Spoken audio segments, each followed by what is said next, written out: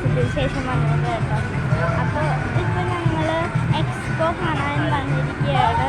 Thrissur sound clear ആവുന്നത് അറിയുന്നില്ല കേട്ടോ. നമുക്ക് പിന്നെ കാണാം. സൗണ്ടില്ല തീരെ, തീരെ ക്ലിയറില്ലാത്തൊന്ന് പാട്ടായിട്ട് വരുന്നതാവും. പാർട്ടുകളായിട്ട് വരും.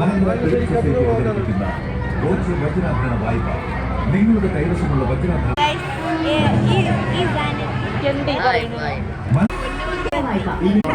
നിറച്ച് ഉള്ളിൽ കയറി.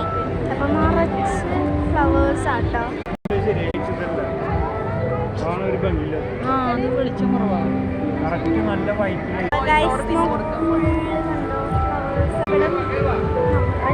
ഫ്ലവേഴ്സ് ആട്ടോ.